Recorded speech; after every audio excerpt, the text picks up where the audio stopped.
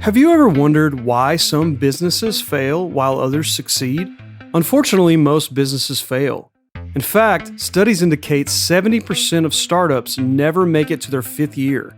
Fortunately, knowledge is power, and in this 5-part series, you will learn first how to spot the warning signs of business failure, and second, the best practices for leading successful businesses. It is my pleasure to introduce Patrick Finneran. Pat has over 34 years of business leadership experience, ranging from entrepreneurial work with private equity firms to large-scale enterprise management. He is a retired Marine Corps officer and Vietnam combat veteran. He is the president of Accelerated Performance Solutions, a business consulting company. Pat is the former CEO at Saberliner Corporation and is a retired senior executive at the Boeing Company. In this 5-part series, Pat will reveal the timeless lessons that give you the edge you need to avoid the pitfalls and overcome the odds. Each episode contains powerful strategies, management guides, and tactical approaches to help you grow your business, improve your company's performance, and master a positive, respectable brand. Sponsored by Ascension Transformation Solutions. This is Leading Successful Businesses. So welcome to Leading Successful Businesses Part 2.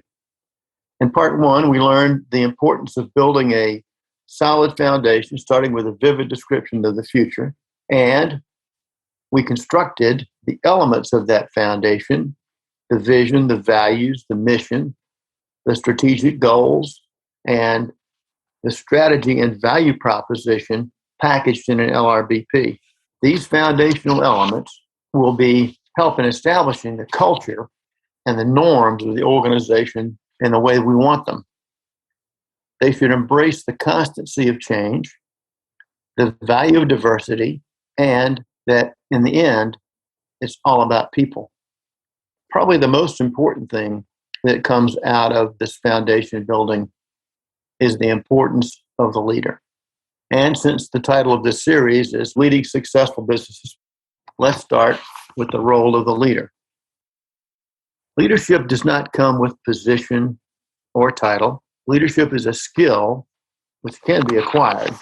Leadership is not about command and control. Even in the military, command is a position, and command and control is an organization. Jim Collins says level 5 leaders channel their ego into the larger goal of building a good company. They are ambitious, but their first ambition is for the organization. I was privileged to work directly with senior officers who were World War II veterans. They were all combat veterans. A very large percentage of these gentlemen did exactly what Collins described. And that doesn't mean to say they weren't tough and demanding. They were. But the goal was always to make the team and the members of the team better. It's sad today to me that great leaders are hard to find, especially among public figures like politicians and large company CEOs, and unfortunately, even generals. And it shows up in the results. Ask yourself, who among today's public figures inspires, serves, cares about you more than themselves, and makes your needs a priority, a real priority? Successful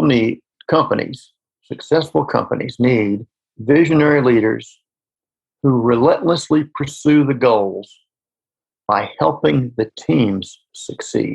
A couple of examples. In his first inaugural address as the president of Notre Dame about 17 years ago, Father John Jenkins described what he thought the responsibilities of a leader were.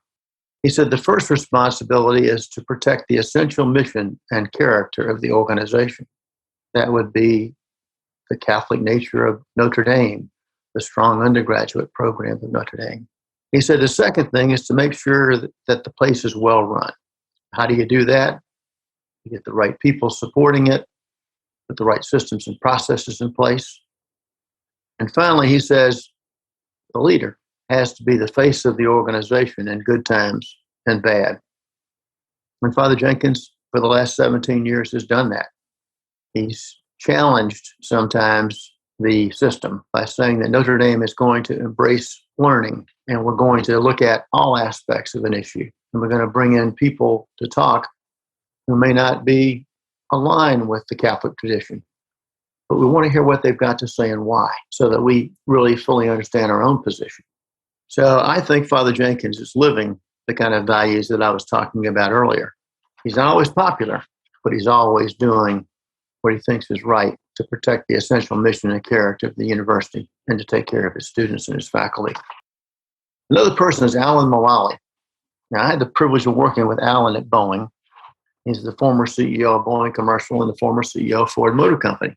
And Alan says the leader's unique responsibility is to pull everybody together around the organization's compelling vision, and including finding the strategy and the plans to achieve that vision. And Alan contends that only the leader can hold everyone accountable to the fundamental working together principles and practices on how that organization will treat each other. The leader's role has turned to coach and facilitator of functional and disciplinary experts. Alan accomplished this with his working together management system. It's something worth studying. Alan is an inspirational leader. He's never had a bad day, not that you'd know. He makes you feel very important. He believes in people first. In his management system, the first tenet of his system is people first. Now, like my Marine Corps general friends, Alan is just as tough and demanding as anybody I've ever known. Also, like my World War II general friends, he believes in individual dignity.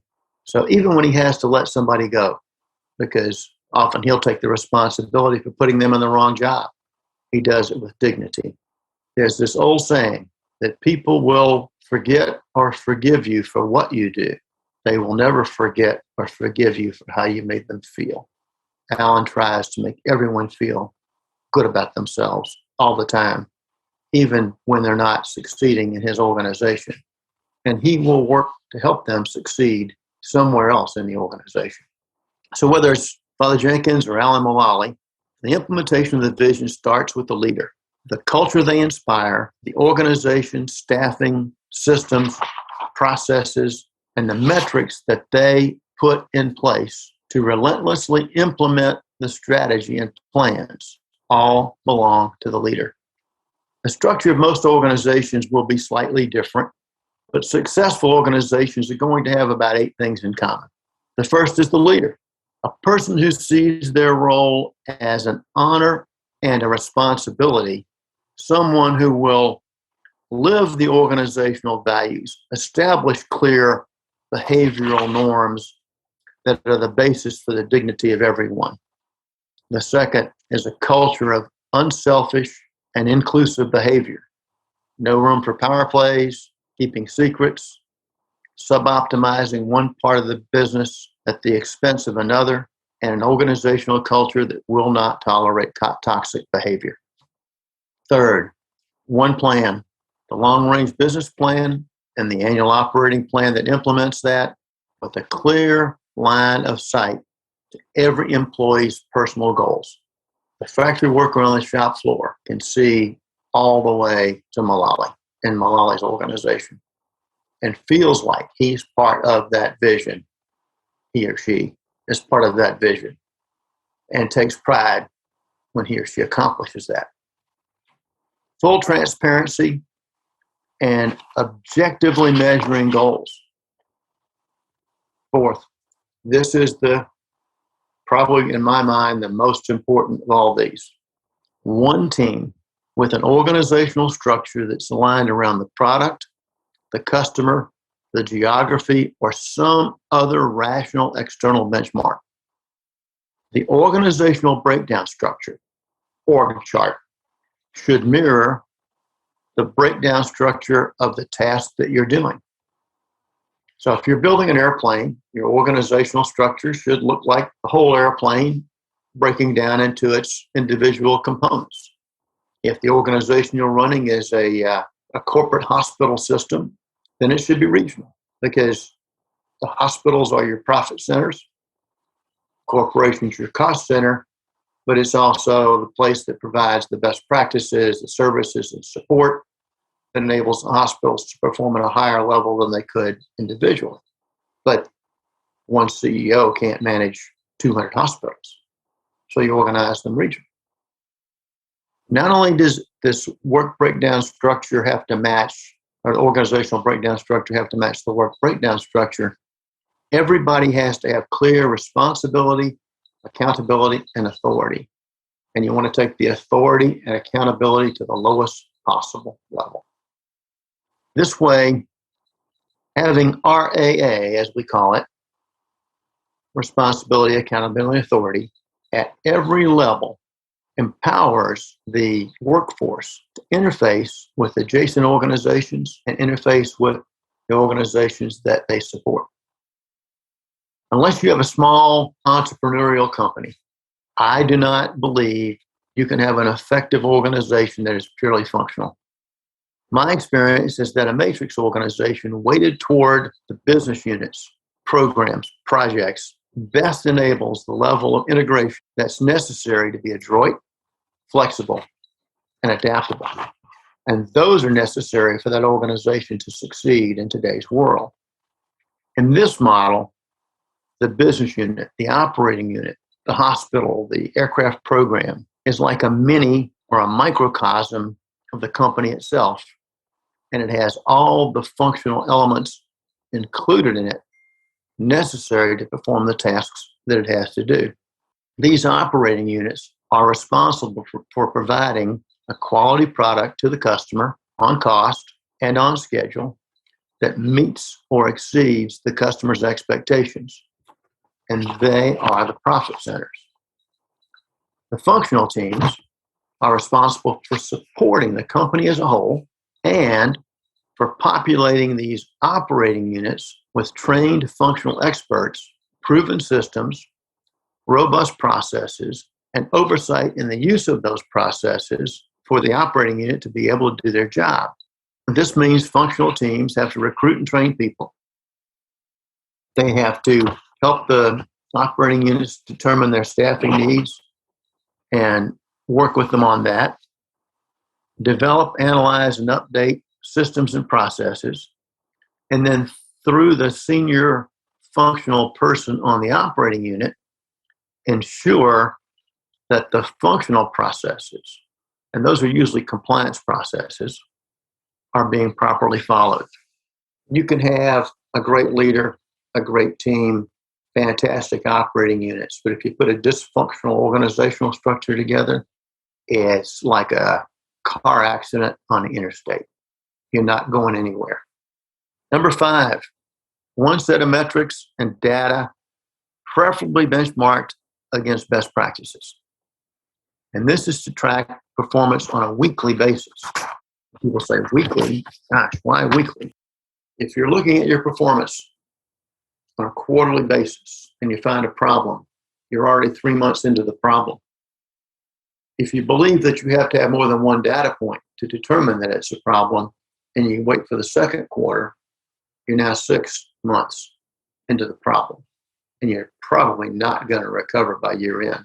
If I look at it on week 1 and I see a problem, and on week 2 there's a trend, statisticians will tell you it takes 6 data points to make a trend. I believe 2 is just fine. It was good enough at least to go figure out what the heck was going on and try to sort that out. That's why weekly. It's got to be about facts and data.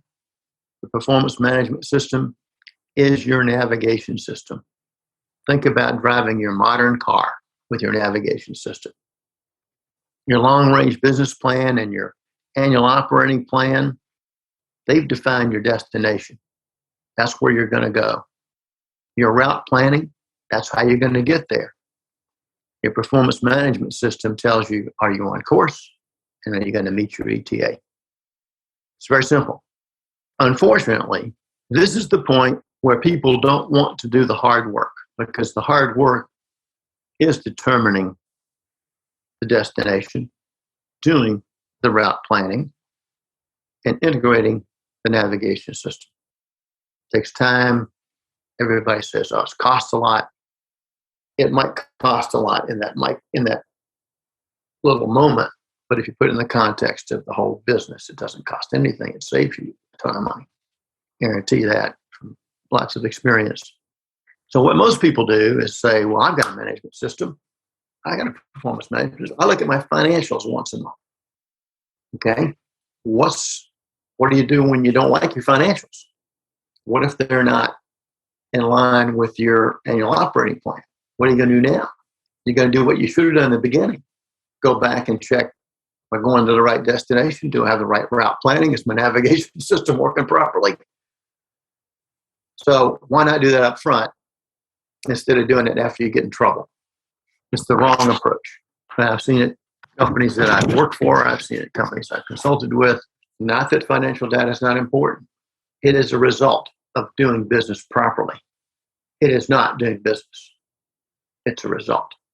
Good financials will be the result of measuring the elements that provide the financial reward. And those are managing your cash and working capital. Earnings is great, makes accountants feel wonderful. Cash pays your suppliers. If you run out of cash, you run out of business. If you don't manage your working capital, you tie so much cash up in working capital that now you've got to start borrowing money to pay your payroll. I've seen companies do that. You can only imagine what a disaster that starts out to be. Cost. What is it costing you to do the job that you signed up to? Hopefully you have a budget that you've built or an estimate that you say it's going to take so many hours to do this job, and my cost per hour when I look at direct and indirect labor and overhead cost, fully burdened cost is going to be so much, and I'll apply that to the hours and I'll come out with a cost for this task. If you haven't done that, then measuring cost is useless because it doesn't tell you anything.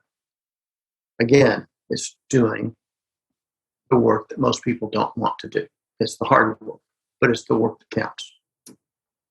For every flight I took in the military, whether it was peacetime or combat, the ratio of briefing and debriefing to flying was 3-1. Now, if businesses took that same ratio, they'd be a lot better off. Third is schedule versus your plan, assuming you have a plan, assuming you have done an estimate, and you can do that estimate based on industry standards. You can do it based on comparison to some other job you've done that's similar, estimating by similarity. You can do it based on the fact that you're already building some and you simply want to make the schedule better by making some improvements. You've got to have some point of measurement or comparison. So hopefully your schedule's got that. It's got a plan. Otherwise, if you're measuring schedule, you're measuring schedule. That's all. If you simply measure schedule, you can't tell the difference between expended hours and produced hours. So expended hours is your employees go out there and they expend 1,000 hours. The plan said it was going to take 800 hours to build the project. They've expended 1,000 hours. The project's only 3/4 of the way through. How do you think they're going to do on schedule? And what do you think the implications are going to be on cost? And these are not exaggerations. They're unfortunate situations that have given me heartburn in my career, which really drives me into the front end of this process. If you do the front end of this process right and you measure it weekly, you can catch these problems so much faster. Quality. It's quality of the build and quality of its performance. There's 3 things that hit quality. It's usually called the cost of quality. I call it the cost of bad quality. That's rework, repair, and scrap. Rework, you did something for which you were paid, but you did it wrong. And now you have to do it over again, for which you're not getting paid. What does that do to your cost? Repair. This isn't repairing something somebody gave you to repair. This is repairing your own mistakes. You don't have to do it over again, but you got to fix it. Well, they're paying you to do it right the first time.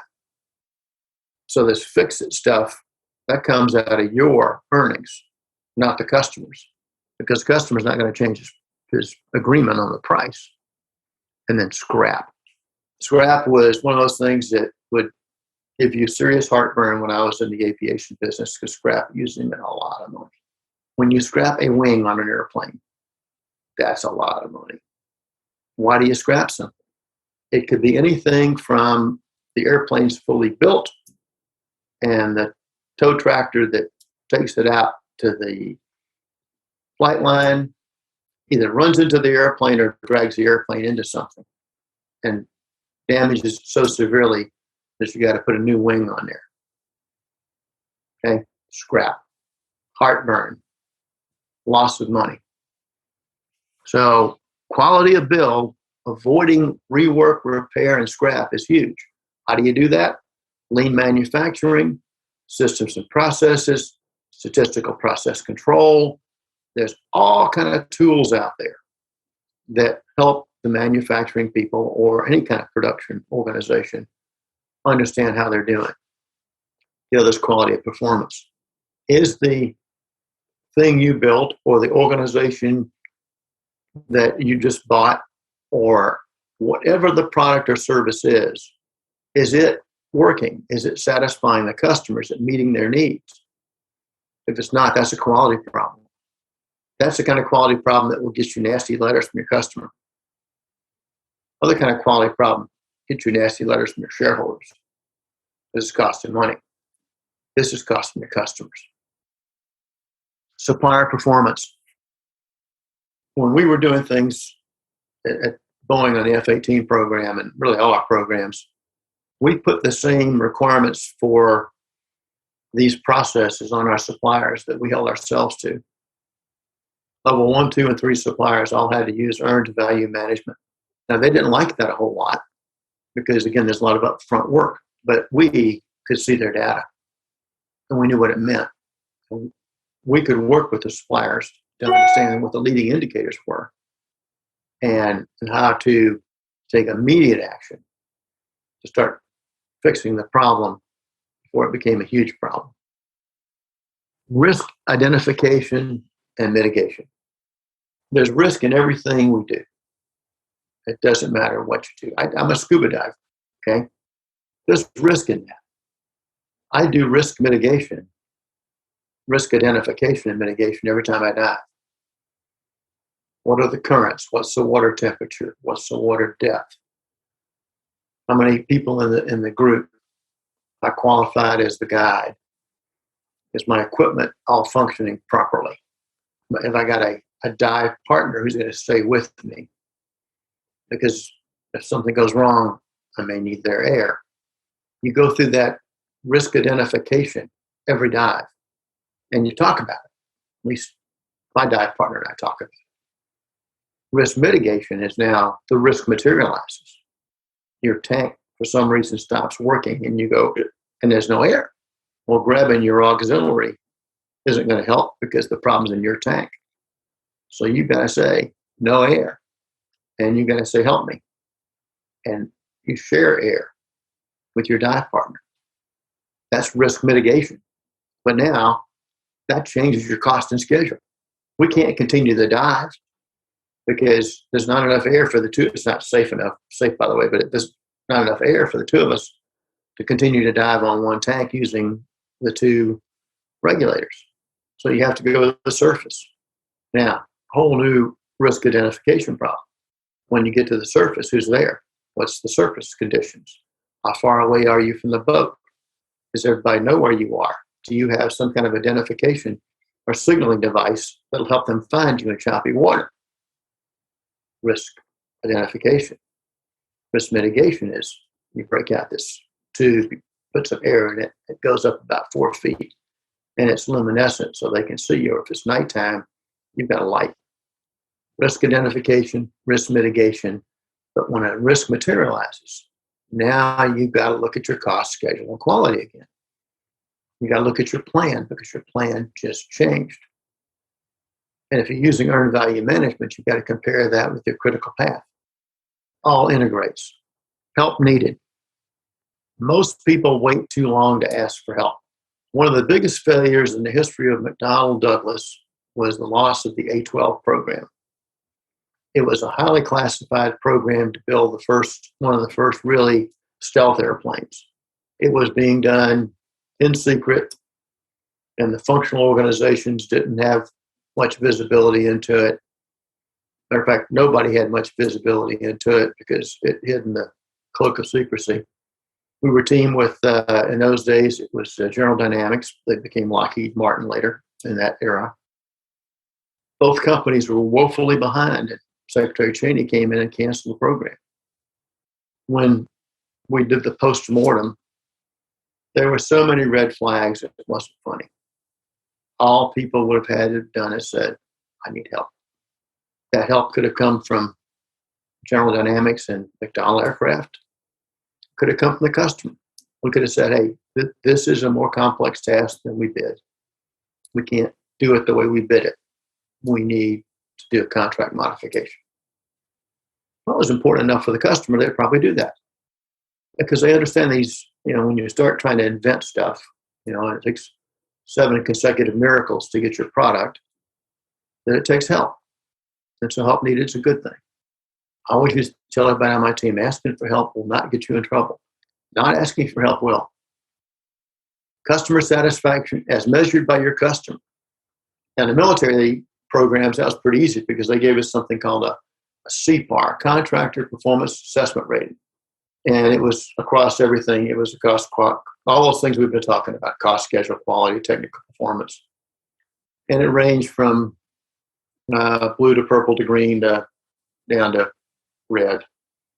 Red wasn't really good. And not only did it give you immediate feedback on where you were with the customer, but it was also used in future bids on new programs, because one of the things they would look at is past performance, and they used these contractor performance assessment ratings to determine your past performance. So if you had a past performance of failure, probably weren't going to get to win that or to play in that game and to bid on that contract. Well, most companies today don't have that. And the last of the things that we always looked at was employee satisfaction. Again, as measured by the employee. We looked at things like retention, attrition, which is sort of tied together, absenteeism, tardiness, any kind of ethics, HR, or legal issue, training, whether they were receiving the kind of training they should, no matter whose fault that was, whether it was our fault or their fault. If they're not getting proper training, they can't be empowered, and they're not going to be happy. And so what we tried to do by looking at very defined, very specific metrics was to be able to get the heartbeat of the organization. I tossed this challenge out to my head of HR. I guess I was probably the F-18 program days in Boeing. And HR didn't think that way at the time. I think they're more like that now. But we were able to get some good metrics. And what it let us do was we could slice and dice those metrics. We'd get them, for the whole organization. But like the last organization I was in had 16,000 people. So getting a 16,000 person feedback didn't tell you much. But we could cut it down to which one of our divisions, out of the division, which one of our programs, out of the programs, which one of our managers. And so if we would find a cluster of issues around a manager, good place to go look. We always went with an open mind. We didn't say we got a bad manager, so we got a problem. And I try to remind everybody, problems don't have names. Problems are problems, and we're there to solve them. If we're going to solve them, we better not start labeling them, because if we label them, we will already have made a decision, and it's most likely going to be wrong. I see too much of that on television today, where people immediately react to what they see on social media and think they know what the problem is and think they have the solution, and they're usually wrong. We learned some stuff in that process. For example, in a union organization, if the union believes there's a layoff coming, their employees will file ethics complaints, because you can't lay anybody off with an open ethics complaint, because that's retaliation. And so we learned how they were managing our system. So we go down to that manager with a whole bunch of complaints and find out those complaints were coming from mostly union guys, and there was a layoff pending. And it let us kind of judge that maybe we don't have a bad manager, maybe we've got a bad process, and we'll have to work our way through that. Conversely, there would be times when you go down and start interviewing people, and you get some pretty consistent feedback that said our manager needed some more training. Rarely did it end up with managers being fired, sometimes reassigned because maybe they didn't really belong in that job. But we tried to keep it from being punitive, because the moment you do that, people stop talking to you. Doesn't matter who it's being punitive toward. The moment they sense any of these metrics are punitive, you lose them. You lose the people, you lose the metrics. We're going to go deeper into this in part 3. We're going to talk about how you put together a really solid performance management system, and what to look at on a weekly basis, and what to do when you find something that's not working right. But before we do that, there are 2 more things that we need to talk about, 3 more things that we need to talk about here. The first one is compensation.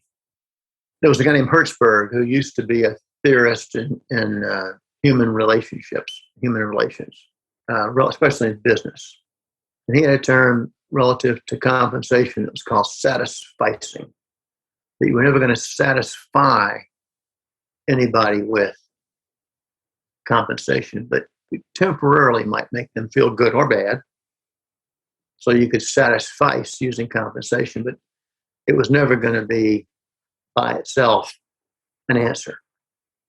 But linking compensation to measurable goals, where you now recognize the person's accomplishments and you recognize their worth and value, and then you reward that with compensation, makes the compensation feel a whole lot better.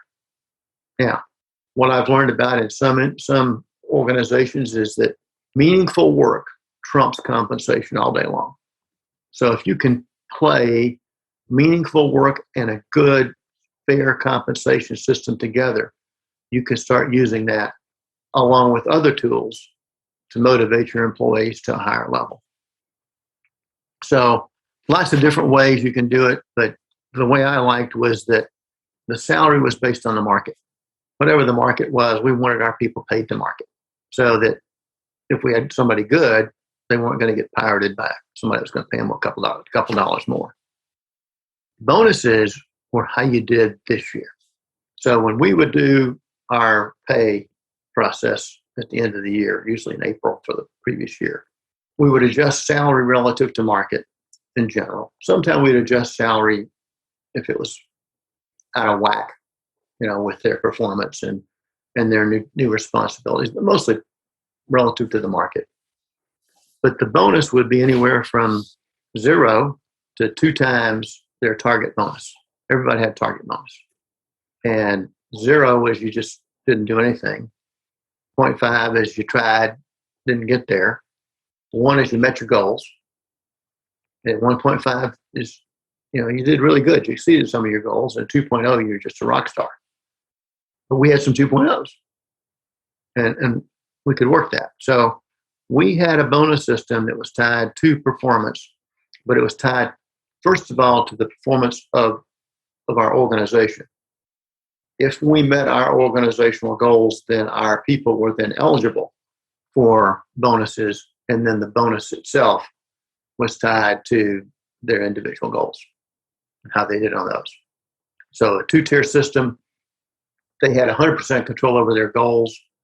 As a part of the team, they had the ability to influence whether the company did well or not.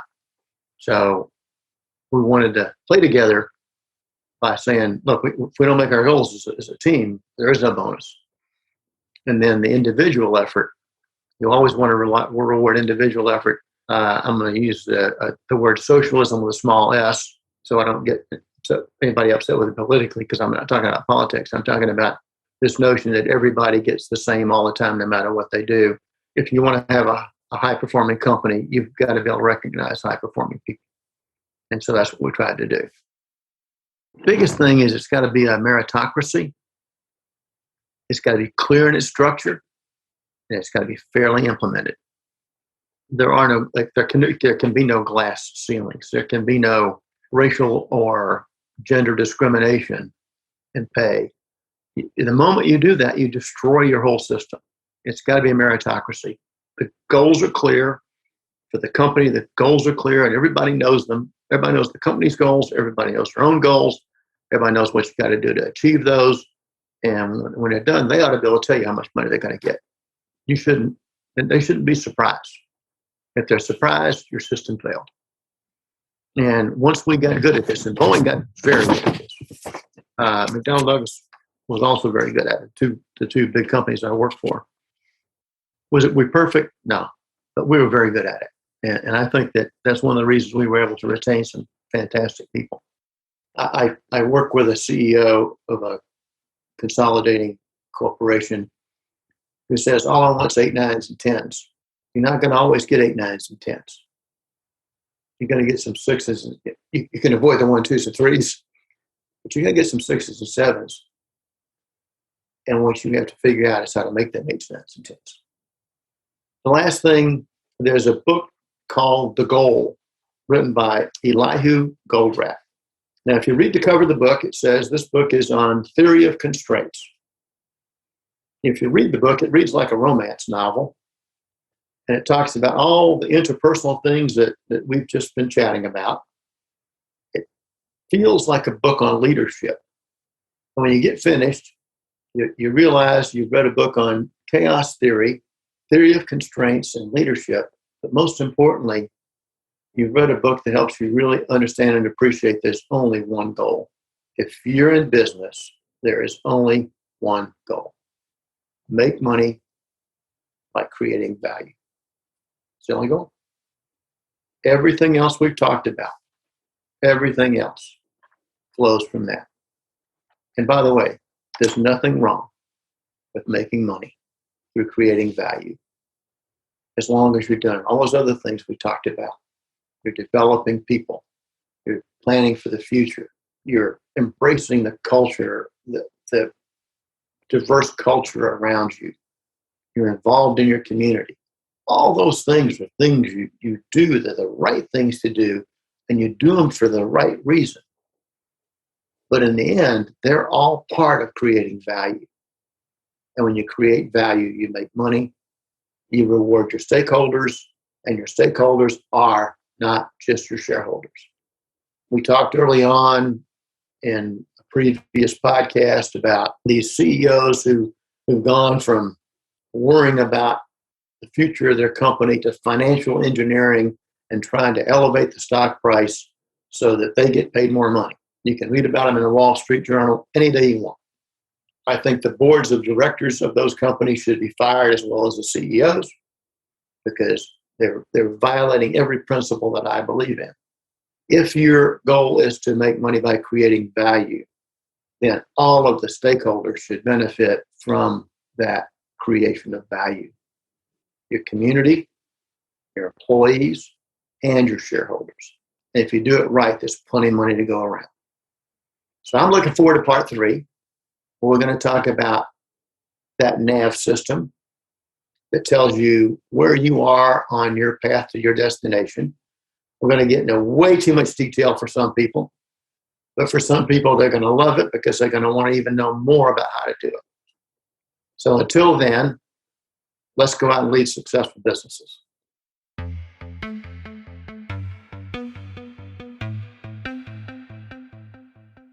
You're listening to Leading Successful Businesses audiocast, sponsored by Ascension Transformation Solutions.